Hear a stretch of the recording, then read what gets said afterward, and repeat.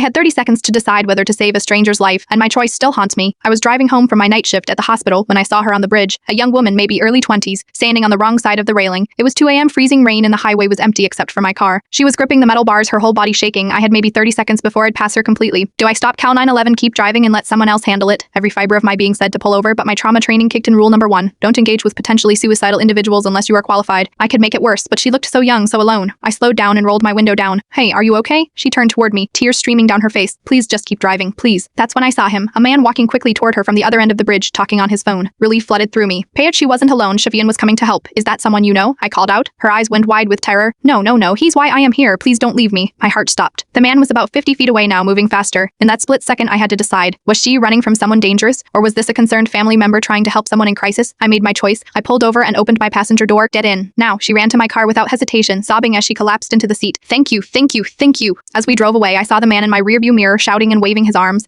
Was I helping a victim escape, or was I kidnapping someone from their desperate family member? She was shaking uncontrollably. He's my ex-boyfriend. He won't leave me alone. I got a restraining order, but he found where I work, where I live. He was waiting outside my apartment. We need to call the police, I said, already reaching for my phone. I tried, they said. Since he hasn't technically violated the order, they can't do anything unless he actually hurts me. I felt like jumping was my only way out. I drove her to the police station where she filed another report. The officer was sympathetic but explained that without evidence of immediate threat, their hands were tied. 3 weeks later, I saw her picture in the local news. She'd been found dead in her apartment. Her ex-boyfriend was arrested for murder. The article mentioned that she'd been seeking help for weeks, that she'd told multiple people she feared for her life. I saved her that night on the bridge, but I couldn't save her from the system that failed her. The system that told her to wait until she was actually hurt before they could protect her. I think about that night constantly. What if I hadn't stopped? What if I'd believed she was just having a mental health crisis and let that man help her? But I also think about all the times I've been wrong about people, about situations. What if she had been suicidal and I'd interfered with a family member trying to help? The worst part is knowing that even though I made the right choice that night, it didn't matter in the end. My friends tell me I did everything I could, that I gave her 3 more weeks of life, but some nights I wonder if I just prolonged her suffering. The man on the bridge was indeed her stalker. Security footage from her apartment building confirmed he'd been following her for months. Now I train other hospital staff on recognizing domestic violence signs. I tell them about that night, about trusting your instincts even when the situation isn't clear, but I still drive a different route home. I can't face that bridge again. People ask me if I'd make the same choice again, and honestly, I don't know. How do you prepare for 30 seconds that could mean the difference between life and death? Was I right to trust her in that moment, or should I have called the professionals and stayed out of it?